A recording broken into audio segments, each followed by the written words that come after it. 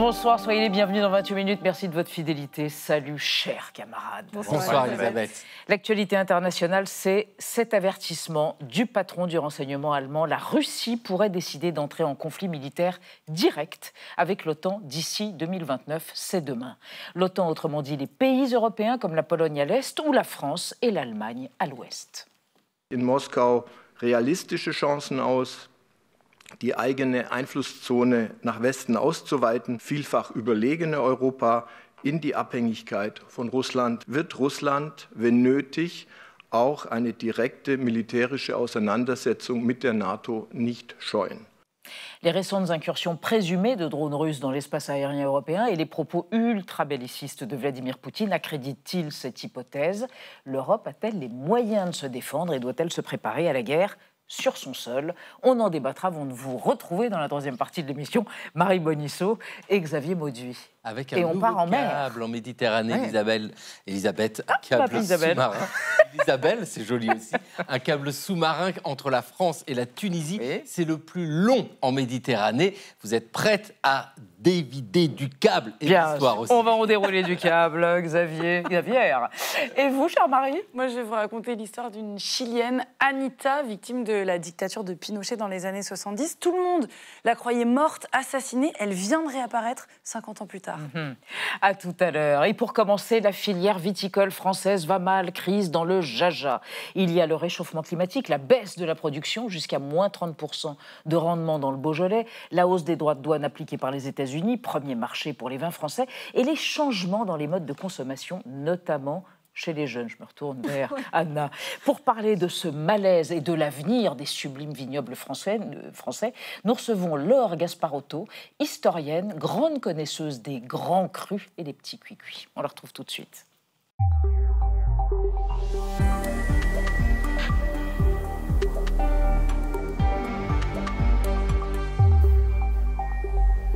Laure Gasparotto, bonsoir. Je vous présente Anna Ndiaye. Bonsoir. Et bonsoir. Benjamin Sportouche qui ne dédaigne pas à l'occasion lever le bras. Voilà. On est heureux de vous recevoir à la veille de la sortie de votre dernier ouvrage, Le vin, un peu beaucoup passionnément, aux éditions du Robert. Je voudrais vous soumettre un mot d'un cuisinier rabelaisien et grand amateur de vin qui était Alexandre Dumas et qui disait « Le vin, c'est la partie intellectuelle d'un repas, la viande et les légumes n'en sont que la partie matérielle ». Ah oui, il avait raison. Il avait tout à fait raison, parce que c'est vrai que le vin encourage la conversation. Et si aujourd'hui on boit moins de vin, c'est peut-être aussi parce qu'il y a un repli sur soi de nos contemporains. Alors que le vin est la boisson un conviviale. lubrifiant social, comme dirait l'autre. Alors, pour évoquer la crise et ce que traversent les vignerons et les viticulteurs français, et elle est multifactorielle, cette crise, vous avez le profil idéal. Le voici, votre profil réalisé par Gaël Legrain. On vous retrouve juste après. Laure Gasparotto, vous êtes historienne, journaliste, écrivaine et spécialiste du vin.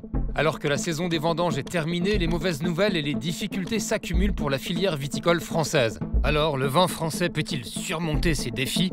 Pour répondre à cette question, vous avez le profil idéal. En 1996, vous avez 25 ans et sur France 3 Dijon, vous affirmez que le vin est encore très présent dans notre culture. C'est vraiment un vecteur de civilisation, quelque chose qui est là pour communiquer. À l'époque, pourtant, c'est déjà plus que c'était. Tout d'abord, à partir de 1956, les élèves de moins de 14 ans n'ont plus droit au coude rouge à l'école. Un menu scientifiquement équilibré tient compte, en ce qui concerne le choix des boissons, de la dernière circulaire du ministre de l'Éducation nationale qui vient d'interdire dans toutes les cantines scolaires toute boisson alcoolisée pour les moins de 14 ans. Ensuite, depuis l'après-guerre, la consommation de vin ne cesse de diminuer. Moi, j'ai bu des citernes de vin, parce que j'ai fait 2 guerres, et j'ai bien bu dans les 2 guerres. Et entre les 2 guerres, j'ai bien bu aussi, parce que le vin est un aliment très nourrissant. En 1960, en moyenne, un Français s'envoyait encore 127 litres de jaja par an. Aujourd'hui, la consommation est descendue à 40 litres. Mais ce problème n'est pas le seul à provoquer des maux de crâne aux professionnels du vin, car le changement climatique bouleverse le métier. En 2025, la production française devrait seulement atteindre 36 millions d'hectolitres, soit 16% de moins que la moyenne des 5 dernières années. Dans le sud, à cause de la sécheresse, il faut parfois même arracher les vignes, comme ici dans le département de l'Aude où le grand-père de ce vigneron avait débuté l'activité il y a plus de 70 ans. C'est un échec total pour moi, d'anéantir le patrimoine, quoi. C'est très dur. Bref, l'histoire du vin français tourne au vinaigre. Dans votre livre, Laure Gasparotto, vous notez que le vignoble se dirige de plus en plus vers le nord. On en trouve désormais au Danemark, en Suède et même en Lettonie. Page 217, vous écrivez « Quand elle n'est plus bien quelque part, la vigne trouve refuge ailleurs ».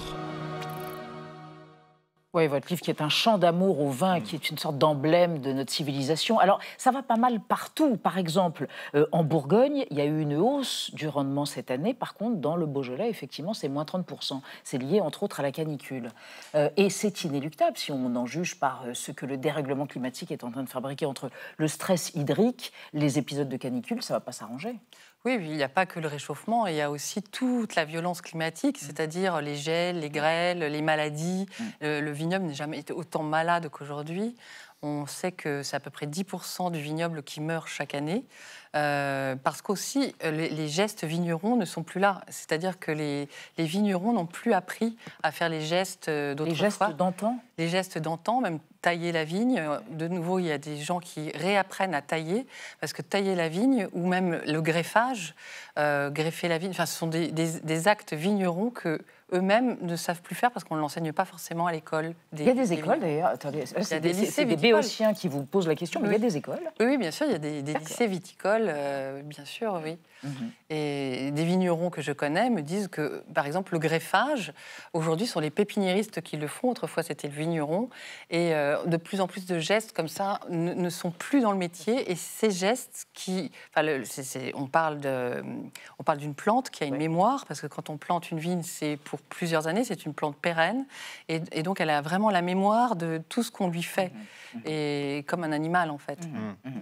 Alors, vous avez vous-même exploité une vigne dans le Larzac en bio et vous avez arrêté au bout de 4-5 ans, c'est ça? Oui. Pourquoi? Parce que c'était trop dur? Parce que vous êtes confronté à toutes ces difficultés que rencontrent aujourd'hui les viticulteurs? Il y a 1000 raisons pour lesquelles j'ai arrêté, mais une des raisons, c'est que j'ai mésestimé le travail.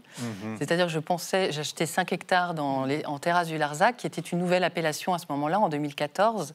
C'est une appellation qui a vraiment été foudroyante chez certains cavistes. Vous voyez une colonne de Bordeaux, une colonne de terrasse du Larzac. C'est pour montrer le succès de cette appellation. Et donc, je me suis engouffrée dans la beauté de ce paysage et de la qualité des vins. Et je pensais avoir acheté 5 hectares pour mes week-ends et mes vacances, en gros. Donc, je me suis excusée auprès de mes amis vignerons parce que j'avais sous-estimé le travail. Et j'étais moi-même parisienne, journaliste, et je pensais pouvoir faire les deux. Et donc, chaque année, après les vendanges, je me suis dit que je ne pouvais pas être juge et partie, premièrement, et puis avoir 2 vies comme ça, totalement opposées. Et au bout de 5 ans, j'ai choisi le macadam. J'ai choisi de revenir au macadam. J'ai choisi de revenir vraiment parce que c'est en effet. En plus, j'ai commencé en 2014 et ça a été le début d'une accélération du changement climatique. Mais on peut dire vraiment ça. Et le premier millésime des dernières années 2015, c'est le premier millésime solaire, mais vraiment qui a changé la donne, même pour les vins nature. C'est-à-dire que même les vins sans soufre, aujourd'hui, c'est très compliqué à faire parce que la chaleur développe les bactéries. Donc, faire un vin sans soufre aujourd'hui, il faut vraiment être très, très propre. C'est compliqué, oui. Alors, on va traverser la Manche pour aller en Angleterre et on va évoquer, vous voyez de quoi nous allons parler avec vous, Laure Gasparotto et avec Anna, ce mousseux, ce sparkling wine anglais qui vient de détrôner le champagne français lors d'un concours international de prestige. Exactement, regardez, le Night Timber, ce vin effervescent originaire du Sussex dans le sud de l'Angleterre. Il a remporté haut la main l'International Wine Challenge le mois dernier avec une note de 97 sur 100 devant le champagne français. De quoi donner tort à John Lennon qui disait « Le rock français, c'est comme le vin anglais », sous-entendu vraiment pas bon. Mais ce vin-là, ça n'est pas un vulgaire mousseux, au contraire, une bouteille coûte environ 50 €. Ses producteurs cultivent les mêmes cépages qu'en région Champagne, le chardonnay, le pinot noir et le pinot meunier. Et on trouve même de ces bouteilles sur la table de la famille royale, c'est dire le prestige. Alors pas de panique pour l'instant, puisque l'ensemble du vignoble anglais représente 4800 hectares aujourd'hui. C'est l'équivalent de 0,5% de notre vignoble français. Alors déjà, est-ce que vous l'avez goûté, ce sparkling wine? Et surtout, est-ce que notre champagne doit se faire du souci? Alors non, je n'ai pas goûté encore celui-ci précisément, mais j'en ai goûté de très très bons. En effet, il est cher, mais on en goûte très peu en France parce qu'il est réservé au marché domestique anglais pour le moment, parce que en effet, je crois que la production... Petite production. C'est une petite production, ça doit être 13 millions de bouteilles annuelles en Grande-Bretagne pour 300 millions de bouteilles champenoises. Ceci dit, j'étais en Champagne hier et j'ai discuté avec des champenois et notamment des ingénieurs agronomes qui ont contribué notamment à la création d'un domaine français, notamment Tétinger. Pour ne pas le nommer. Voilà. Mais c'est un domaine exemplaire français, parce que les Français eux-mêmes s'investissent dans ce nouveau vignoble. En Angleterre. Parce que il y a une climatologie intéressante et puis des sols aussi très calcaires. Comme en Champagne. Donc, les cépages que vous avez cités tout à l'heure se portent très bien en Champagne. Les Français vont y aller. Mais de toute façon, vous dites, tout est en train de se diriger vers le nord et vers l'ouest. Il y a de plus en plus de vignobles en Bretagne. Et alors là, on découvre un truc en Île-de-France, mais on découvre surtout à travers votre livre qu'avant l'énorme tragédie du phylloxéra au milieu du 19e siècle, l'Île-de-France était le lieu de la grande viticulture. Il y avait énormément de vignobles. C'est le plus grand vignoble français. Exactement. Et là, ça revient. Et là, on retrouve en effet de très jolis domaines. Il y a même une route du vin. Le no-tourisme se développe en Île-de-France, qui est quand même extraordinaire. C'est une solution pour aller contre la crise et pour tenter de juguler l'angoisse des viticulteurs, le no-tourisme. Exactement. Le tourisme fait partie de la diversification de ces entreprises, comme certaines, je voyais des vignerons qui aujourd'hui font de l'élevage de poules, de moutons, de bœufs. Enfin, on est vignerons et autre chose. Et ce qui est le bon sens paysan, en fait, la monoculture arrive à son terme. Et c'était une erreur agricole et agronomique. Alors, les jeunes en consomment moins, vous le dites. Et est-ce qu'en même temps, les viticulteurs ne se disent pas que c'est le moment de réinventer un peu leur métier, de réorienter leur production, d'inventer de nouvelles choses? Est-ce qu'ils sont si pessimistes que cela? Par définition, le viticulteur n'est pas pessimiste, même si on a assisté dernièrement à des drames, à beaucoup de suicides, même dans des régions comme la Bourgogne. Au mois de juillet, on a assisté à 2 suicides de vignerons qui étaient renommés. Mais malgré tout, le vigneron est un paysan, donc il a toujours l'espoir que l'année d'après sera mieux que celle d'avant. Oui, ils inventent de nouveaux produits. Par exemple, à Cahors, un vin qui est connu pour être solide, etc., on peut trouver maintenant des blancs de noir. Et même, j'ai goûté des effervescents de blanc de noir. Parce que le blanc a plus de succès actuellement, c'est ça? Ah oui, voilà. Depuis 3 ans, c'est ça, depuis 3 ans, en tout cas, le consommateur français préfère le blanc au rouge. Et parce qu'on mange moins de viande, nos assiettes se sont allégées, se sont végétalisées, et donc le vin est plus associé à nos assiettes légères. Et à propos de la baisse de la consommation de vin, il y avait un sociologue qui disait qu'il y a de plus en plus de familles monoparentales, un parent, des enfants à table, il n'y a plus 2 personnes, donc on oublie la bouteille de vin. Ça vous semble pertinent comme analyse? Oui, il y a énormément de facteurs qui convergent pour qu'on consomme moins, hélas. Ce n'est pas le cas de Laure Gasparotto, mais toujours dans des limites absolument raisonnables, évidemment. Le vin, un peu, beaucoup, passionnément, demain en librairie, grâce aux éditions Le Robert. Merci d'être venu. Merci beaucoup. Dans 28 minutes, Laure Gasparotto. Et on va passer à notre débat sur le très anxiogène avertissement lancé par le patron des services de renseignement allemands. La Russie pourrait décider d'entrer en conflit militaire direct avec l'OTAN d'ici 4 ans, en 2029. D'ici 2029, l'Europe doit-elle se préparer militairement, financièrement et même intellectuellement, spirituellement à une attaque ou à une guerre avec les Russes? La guerre en Ukraine et l'attitude des Européens ont-ils plus que jamais valeur de test du point de vue des Russes? On en débat après la mise au point de Sandrine Le Calvez.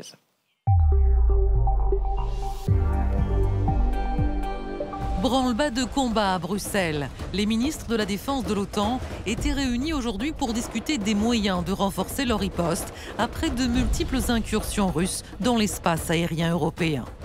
Poutine ne doit avoir aucun doute. Si l'OTAN est menacée, nous agirons. Cette rencontre intervient alors que la menace russe se précise, selon le patron des services de renseignements allemands. Ancien ambassadeur en Ukraine, Martin Jäger a mis en garde lundi contre un possible conflit avec la Russie d'ici 2029 et l'Allemagne serait la cible numéro 1 du Kremlin. Moscou entrevoit des possibilités réalistes d'étendre sa sphère d'influence vers l'Ouest. Nous devons nous préparer à toute nouvelle escalade de la situation. Face au risque, l'OTAN envisage notamment de permettre au commandement militaire d'agir plus rapidement en cas d'intrusion de drones ou d'avions de chasse russes. L'Union européenne appelle de son côté à investir dans un bouclier anti-drone. En première ligne sur le flanc est, la Pologne acquiesce. La Russie, avec toutes sortes de navires, de flottes de pacotilles comme base de lancement, peut malheureusement atteindre les profondeurs de l'Europe. Il serait irresponsable de ne pas développer de capacités anti-drone. Une militarisation de l'Europe que Vladimir Poutine tourne en dérision, en précisant qu'il sera bien sûr contraint de répondre à cette course à l'armement qu'il juge injustifiée. Les élites dirigeantes de l'Europe ne cessent d'attiser l'hystérie. Mais voyons, comment croire à une attaque russe? On est tenté de leur dire « Calmez-vous, dormez bien, occupez-vous de vos problèmes ». Alors les Européens jouent-ils à se faire peur, comme le suggère le président russe? Y a-t-il un réel danger de conflit militaire? Les pays membres de l'OTAN ont-ils les moyens d'y faire face?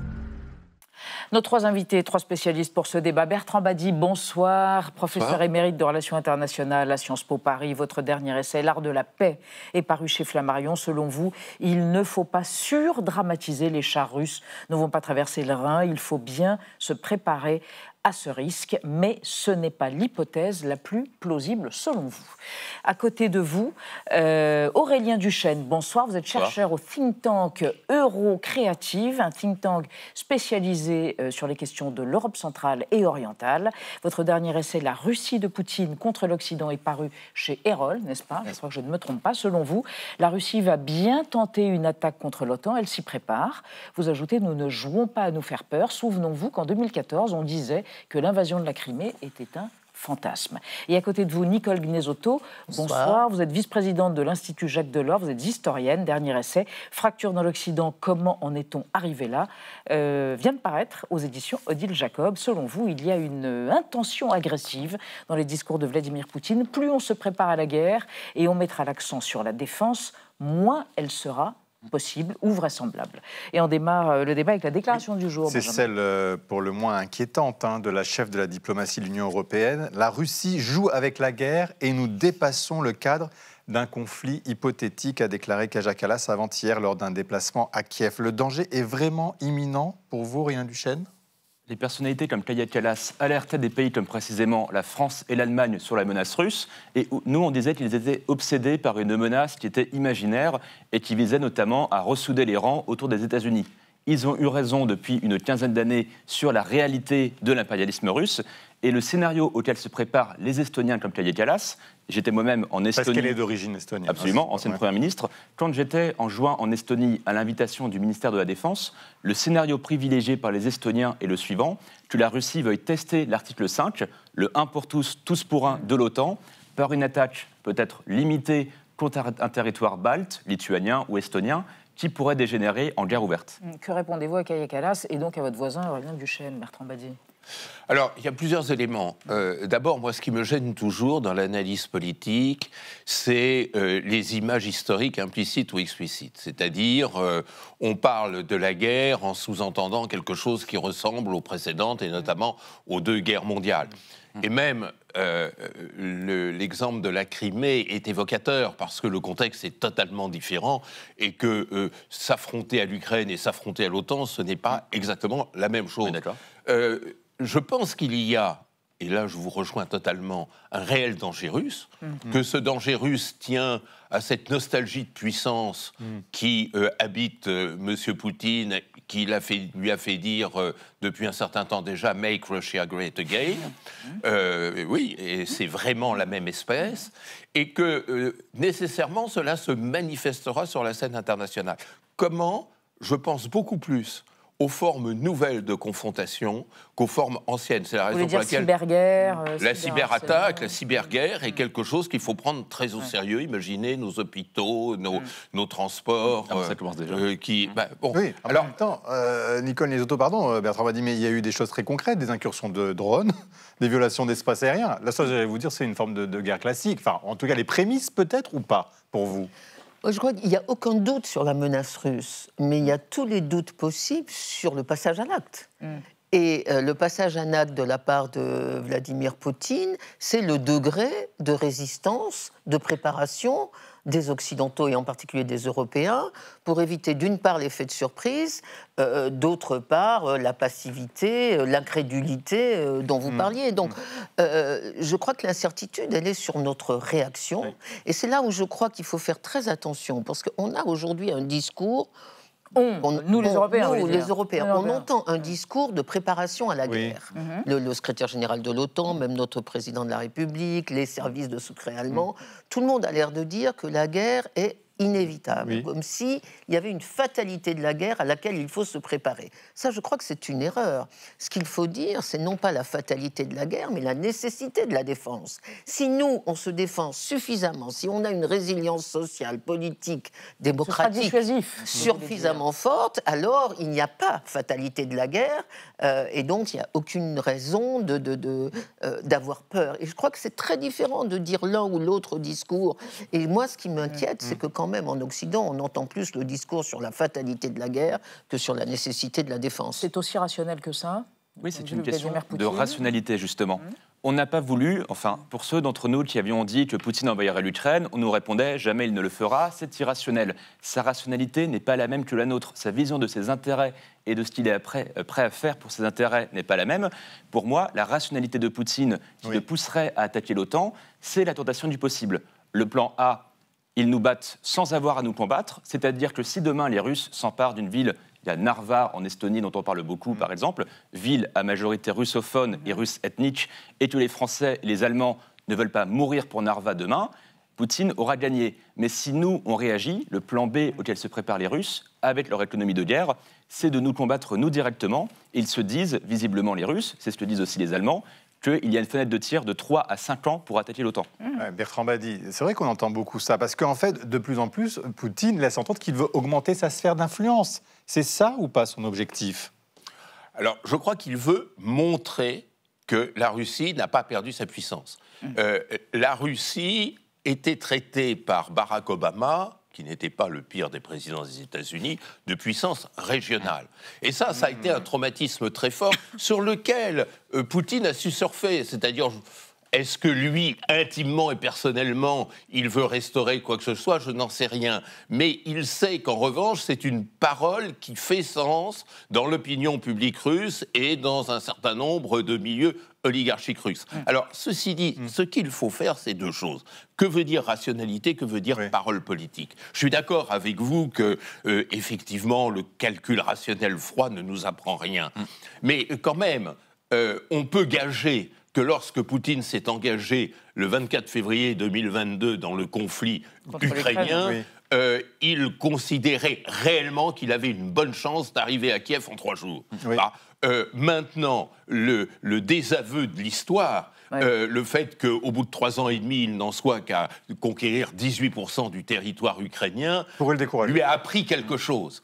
Et donc, ça ne veut pas dire qu'il va devenir gentil et mignon, ça veut dire quelque chose de beaucoup plus fort, qu'il va chercher une autre façon d'exprimer sa puissance. Et c'est là que j'en viens à la parole politique. Vous savez, la puissance, elle s'exprime dans ce temps de communication beaucoup plus dans le verbe que dans les armes. Si vous avez remarqué, depuis 1945, quand les armes parlent, elles se retournent toujours contre le plus fort. Et ça je ne connais pas de contre-exemple. Des guerres de décolonisation jusqu'au Vietnam ou à l'Afghanistan ou à l'Ukraine ou à l'Irak, je n'en connais pas. La guerre du Golfe. En revanche, la guerre du Golfe, ce n'était pas un acte de puissance. C'était un acte une autre fois. Sur mandat des Nations Unies, ce qui est tout à fait différent. Bertrand Badi, gardons un tout petit peu de temps pour évoquer ce qui est en train de se passer avec les enfants, parce que pendant que nous nous interrogeons... Donc je ne parlerai pas de la parole politique. Si, on va en parler tout à l'heure, mais là on va évoquer avec vous et avec Anna le fait que la jeunesse, notamment en Pologne, mais pas seulement, apprend à manier les armes à l'école. Bien oui, parce que la Pologne, elle fait partie des pays qui sont en première ligne avec ses 600 km de frontières partagées avec la Russie et la Biélorussie. Et donc le gouvernement a décidé en 2024 de rendre obligatoire la formation aux armes à feu pour les jeunes de plus de 14 ans. Alors concrètement, ces ados sont formés par des instructeurs paramilitaires dans les gymnases de leur collège ou de leur lycée. On leur apprend à monter et démonter plusieurs types types d'armes, des armes factices évidemment pour ne pas se blesser, mais aussi à tirer sur une cible, à savoir bien réguler leur respiration au moment d'appuyer sur la gâchette. Et puis on les forme aussi au premier secours.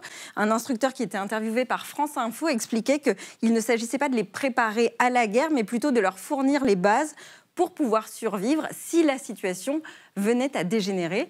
Et même scénario à peu près pareil, à plusieurs centaines de kilomètres au nord-est de la Pologne cette fois, où les élèves lituaniens, eux aussi, se préparent. Les ministres de l'Éducation et de la Défense ont annoncé mi-août vouloir former 7000 enfants à la construction et au pilotage de drones. Et donc, depuis septembre, dès l'âge de 8 ans, on peut apprendre à assembler des drones simples dans des centres de formation dédiés. Et ceux qui sont en âge d'être au collège peuvent, eux, s'expérimenter à la conception 3D et au pilotage de drones avancés type FPV. Alors, Nicole Legnisotto, est-ce que vous pensez qu'ils ont raison de se préparer, ces deux pays, ou alors est-ce qu'ils sont en train simplement d'affoler leur population ? Les deux.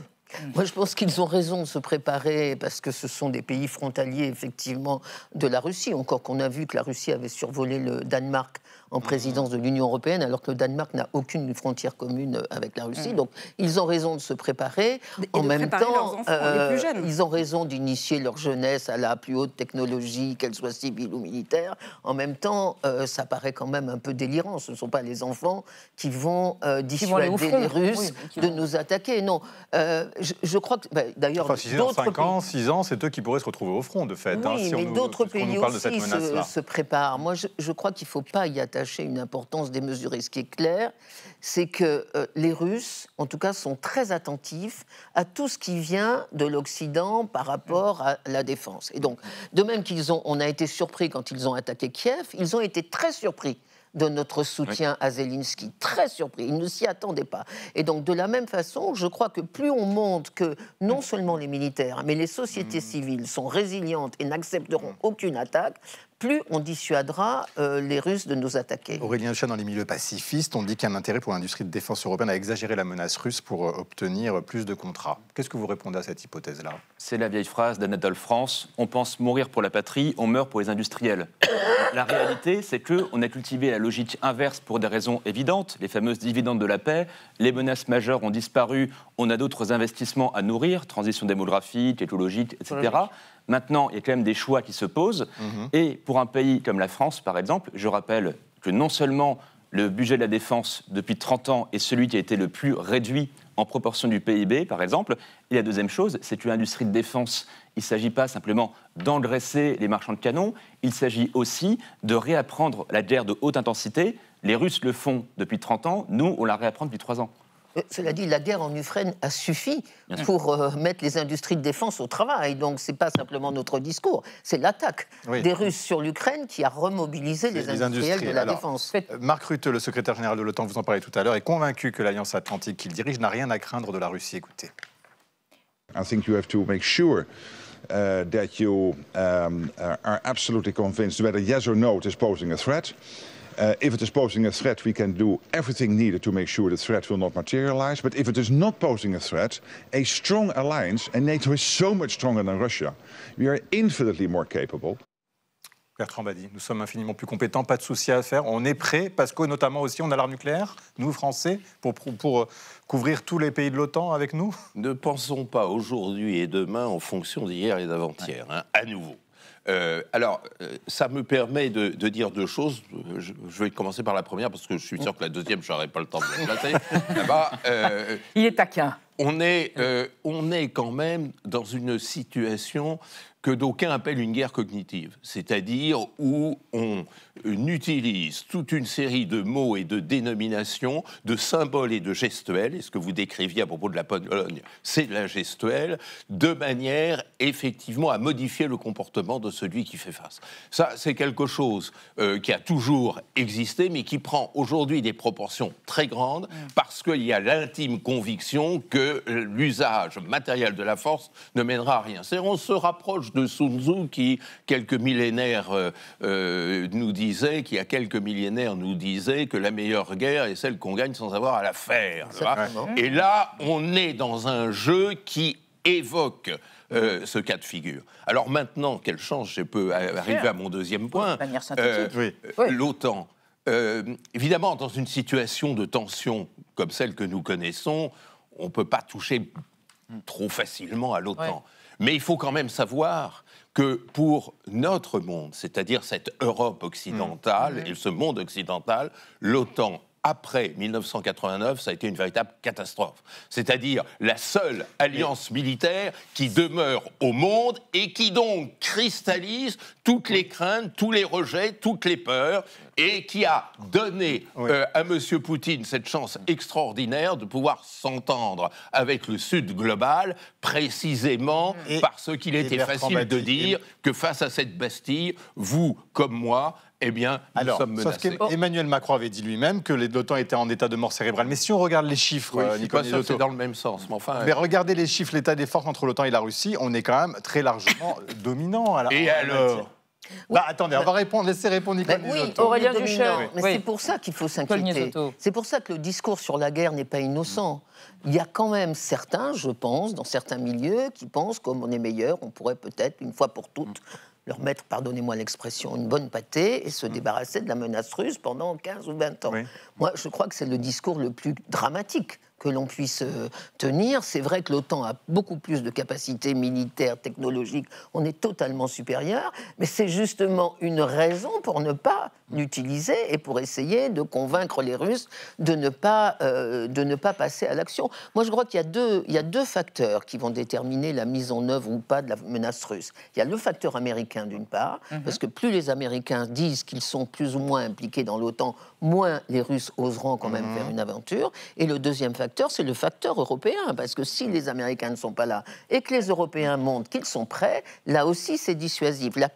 La seule situation dramatique, c'est si les Américains ne sont plus vraiment là et que les Européens ne sont pas encore prêts. Est-ce qu'on a une vision à peu près lisible de l'attitude des Européens, des Américains précisément, Aurélien Duchesne, avec Donald Trump, c'est un peu... Elle vient encore de changer aujourd'hui quand le secrétaire d'État à la Défense, Pete Hegseth, maintenant reprend un discours que j'ai envie de qualifier de pro-ukrainien, alors que le même Pete Hegseth est celui qui a coupé les vivres à nos alliés baltes en termes d'aide à la défense.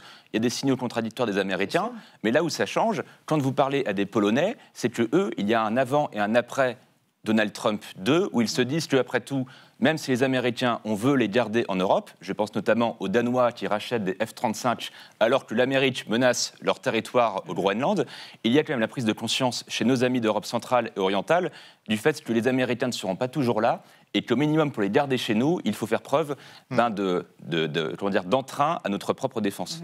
5%, c'est l'objectif d'armement, Bertrand Badi, de notre PIB. C'est énorme. Est-ce que vous pensez que les économies européennes sont fragiles? Est-ce que la Russie joue avec cela? Est-ce qu'elle pousse les Européens à s'armer? Peut-être aussi pour créer indirectement des tensions sociales, ou ça, c'est une lubie?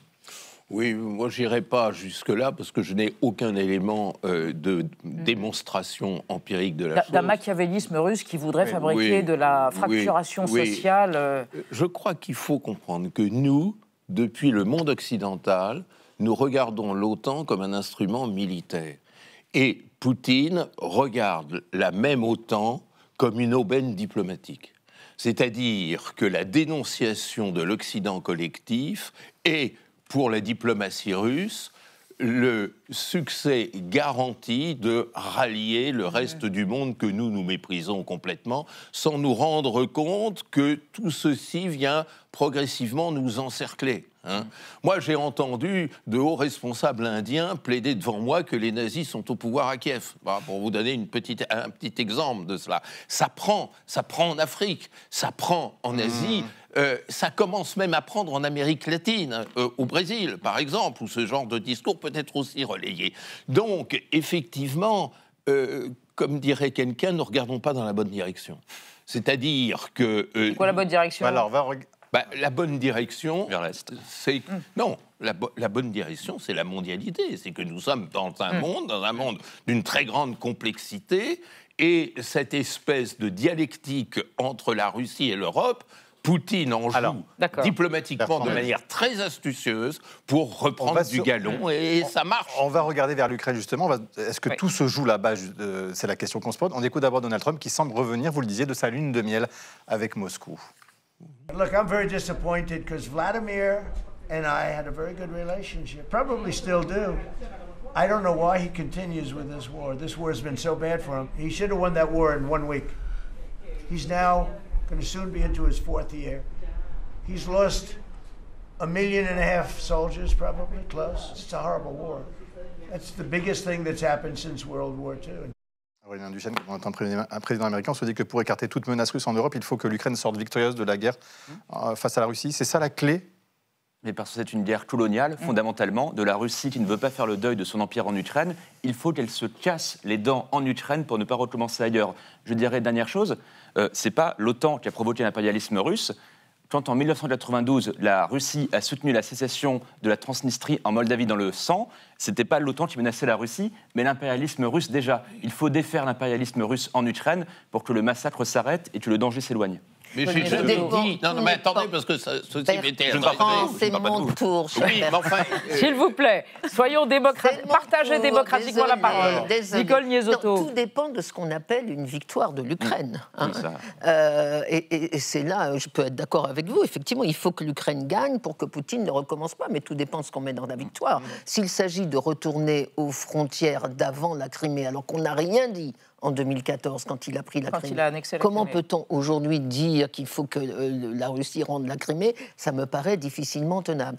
Donc oui, il faut que, en tout cas, Poutine ne gagne pas. Ce qui n'est pas la même chose qu'il faut que l'Ukraine gagne. Il faut que Poutine ait l'impression de ramer. Et comme le disait Bertrand tout à l'heure, il avance, il gagne des points, mais très lentement. C'est pour ça que ça rend aussi un peu suspect, enfin en tout cas pas très crédible, l'idée qu'avant 2029, il pourrait attaquer un pays de l'OTAN. Moi, je crois qu'il faut quand même raison garder. Il a d'énormes difficultés militaires en Ukraine. Ils ont gagné en qualité l'armée russe, mais ils ont perdu énormément de soldats. Ils sont obligés maintenant de faire appel à la mobilisation. Donc non, on n'est pas encore à la veille d'une attaque russe. Bon, on n'a plus le temps. Je suis navrée, Bertrand m'a dit, vous reviendrez. Drupi Calimero. Alors, merci à Calimero et merci à vous deux d'être venus pour ce débat court, dense et passionnant. Voilà. Merci infiniment. On va rester dans l'actualité. Vu par Xavier Maudieu et Marie Bonisseau, la Méditerranée va bientôt être câblée et au Chili, l'affaire d'une fausse disparue sous la dictature de Pinochet est une aubaine pour un certain nombre de négationnistes et révisionnismes. Mais d'abord, le mot vedette du jour, repéré par Thibault Nolte, cringe, un mot anglo-saxon, du nom ces bizarreries du quotidien qui mettent mal à l'aise la fameuse génération Z. On n'est pas concerné, c'est entendu. Croisez le mot cringe sur Internet. Donc le mot cringe... C'est ça, le cringe. Qu'est-ce que ça veut dire? Exactement ce que ça dit. Merci de m'en dire un peu plus. Entendu. La vie secrète des mots vedettes. Cringe, du vieil anglais cringan, se recroqueviller, se soumettre dans un contexte guerrier, traduisible par gênant ou malaisant, désigne dans le sabir railleur de la génération Z une situation jugée ridicule, gage de gêne sociale. La solitude amoureuse de cette génération n'est pas sans rapport avec le cringe élevé au rang de culture. La génération Z se livre moins au bunga bunga sans lendemain que les précédentes et le nombre de jeunes adultes célibataires est en hausse, c'est établi. Les coupables sont les applis de rencontre, usine à déception, le fossé politique croissant entre les mesdames et les messieurs et cette trouille viscérale du rejet qu'implique un catalogage cringe. Aristote avait prévenu, l'homme est un animal social. En 2025, Homo erectus a plus que jamais conscience des règles sociales dont la transgression, gaffe, insincérité, étalage mène à la gêne, ce baromètre moral émotionnel. Avec ses gigapixels de vidéos gênantes, réelles ou jouées, la culture cringe déclenche cet embarras par procuration. Quelques ressorts pour éviter l'infamant cringe sont avoir l'air cool, manier l'art du cynisme ou ne jamais dévoiler ses efforts ou ses attentes. Sur le tatami romantique, il s'agit donc d'instaurer un délai de carence stratégique dans tout échange écrit. Une étude a montré que 50% de la génération Z retarde ses réponses pour ne pas montrer trop d'enthousiasme. Pire, 57% de ces gamins contre le fric admettent ne pas révéler leurs sentiments par crainte du cringe. Une peur de la gêne qui n'étouffe pas les millennials. Ainsi, cette duchesse décidée à contrer sa faible cote d'amour grâce à une série docu Netflix, mais brocardée reine du cringe. Le ridicule ne tue pas. Ce qui ne tue pas rend plus fort, donc le ridicule rend plus fort. Allons bon, merci Monsieur Nolte. Marie Bonisseau, plus jeune que la Gen Z, quasiment. Bah oui. Et Xavier Mauduit, vieux comme moi. Ouais. Bon, cher Xavier, allez, l'opérateur de réseau Orange a posé un tronçon d'un énorme câble sous-marin qui va relier les deux rives de la Méditerranée, de Marseille à Bizerte, en Tunisie. C'est ça, exactement, hein. Et vous allez nous raconter une histoire câblée. Exactement, qui commence le 10 juin 1853, Elisabeth, quand est votée une loi, Napoléon III étant empereur des Français, qui confie la concession d'un câble sous-marin à une entreprise britannique. Ce câble doit relier la France et l'Algérie. Cette société est tenue par les frères Bretz. Il y a Jacob et il y a John Watkins, parce que ces deux frangins-là sont spécialisés dans les câbles sous-marins. C'est eux, quelques années plus tôt, 3 ans plus tôt, 1850, qui avaient réussi à relier la France et le Royaume-Uni. Vous savez, le principe est très simple. Un bateau à vapeur, à ce moment-là, c'était le Goliath. Et puis, il part de Douvres, côté anglais. Il traverse comme ça plus de 30 km et il arrive au Cap Griné. Ça se trouve entre Calais et Boulogne-sur-Mer. Et sur le navire, bien un énorme treuil avec ce câble, un fil conducteur. C'est plus un fil conducteur qu'un câble, d'ailleurs. Il est entouré de gutta percha. C'est une sorte de latex, vous le comprenez, c'est pour protéger. Et puis, on dévide, on dévide, on dévide. Et quand ça se branche, c'est absolument incroyable. On peut communiquer entre la France et l'Angleterre en quelques secondes. C'est une vraie révolution. Hein. Alors, bon, révolution vite terminée au sens où, quelques jours plus tard, bip, plus rien, le câble coupé, les rochers, la force des vagues. Mais les frères Brett se laissent pas abattre et ils repartent tout de suite l'année suivante, 1851, et ils recommencent. Et ils réussissent cette fois-ci réellement à relier avec un vrai câble solide la France et l'Angleterre. D'ailleurs, ce câble-là est en service plusieurs décennies après avoir été posé. Hein. Et on les a rappelés pour l'Afrique. Bah, c'est ça, en 1853. L'idée, c'est de réussir à relier la France, la Corse et l'Algérie.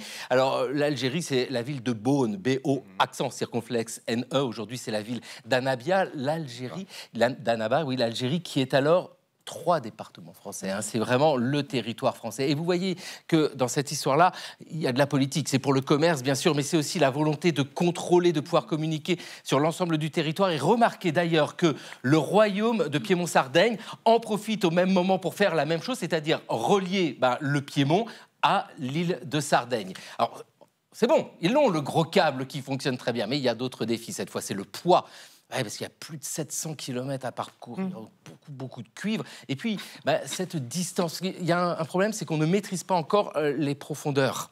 Et dans la distance, il y a aussi la profondeur. Et donc, échec, et on refait, et on recommence, il faut plusieurs années. Mais enfin, l'Algérie et la France, en l'occurrence ici, c'est à Marseille, sont reliés en 1870. Et ça, Elisabeth, on peut le dire, c'est remarquable. Évidemment, mais ne conservez pas enfant cette orthographe, qui ne serait pas la bonne orthographe. Hein. Ça ne s'écrit pas avec un C, remarquable, petit malin. Bon, chère Marie, l'affaire d'une fausse disparue de la dictature Pinochet met en émoi toute la classe politique chilienne. Oui, c'est une histoire qui arrange bien l'extrême droite, qui est nostalgique, elle le dit, des années Pinochet. Pour la comprendre, cette histoire, il faut remonter juste après le fameux coup d'État du 11 septembre 1973, Salvador Allende est renversé par la junte militaire, il se suicide. Le général Augusto Pinochet instaure une dictature dans tout le pays. L'armée va se mettre à traquer sur terre et dans les airs les socialistes, les communistes et les militants du MIR, le mouvement de la gauche révolutionnaire, dont fait partie la jeune Anita. C'est un faux nom, c'est un nom de guérilla, une institutrice féministe qui n'a que 27 ans, qui a été apprendre à se battre à Cuba et qui travaille à Licuigné, dans la région des fleuves chiliens. Elle vit loin de sa petite fille qu'elle a laissée en garde chez ses parents. Anita, qui s'appelle en vrai Bernarda Vera, est inscrite, encore aujourd'hui, au registre des 1162 disparus de la dictature chilienne. C'est la liste de celles et ceux dont on n'a jamais encore retrouvé les cadavres. En 1991, le Chili est une toute jeune démocratie. Il y a un premier rapport sur ces crimes qui conclut que probablement elle a été victime de ce qu'on appelait le massacre de Licuigné, donc une quinzaine de militants du MIR exécutés et jetés d'un pont dans un fleuve en octobre 1973, donc juste après l'arrivée de Pinochet. Sauf que le président chilien actuel, Gabriel Boric, a lancé un nouvel organisme pour rechercher ces disparus. Organisme qui a découvert que Bernarda Vera aurait en fait réussi à s'enfuir par les Andes, atteindre l'Argentine, où elle aurait participé à d'autres guérillas. À la fin des années 70, on trouve sa trace en Suède, où elle aurait demandé l'asile en tant que réfugiée politique. Et puis après 2 décennies et 3 enfants, elle serait revenue s'installer en Argentine dans une station balnéaire qui s'appelle Miramar, où une équipe de la télévision chilienne, il y a quelques semaines, l'a filmée. On y voit une dame septuagénaire qui ne comprend pas du tout ce qui lui arrive et qui refuse absolument de parler à la caméra. Ses parents, qui sont restés au Chili, n'ont jamais su que leur fille était vivante. Ils sont décédés avant. Alors, ce destin extraordinaire de Bernarda Vera, peut-être qu'il vous émeut. En tout cas, il ulcère l'extrême droite chilienne qui utilise cette histoire pour remettre en doute tous les autres crimes de la dictature Pinochet. Et pour carrément accuser l'État chilien de fraude, parce que la fille chilienne dont je vous ai parlé au tout début de cette histoire, de Bernarda Vera, elle touche une pension en tant que descendante d'une disparue. Alors le président Boric a eu beau jeu de rappeler que c'est à son initiative que le Chili est en train de faire la lumière sur l'histoire de ces disparus. Ces vérités, vous le voyez, sont instrumentalisées. À 1 mois de l'élection présidentielle chilienne, il est tentant d'inverser le cours de l'histoire. Merci Marie pour ces précisions. Merci à tous et à vous. On se retrouve demain à 20h05 avec le géant Patrick Modiano à 1,98 m d'inspiration unique. Tchuss.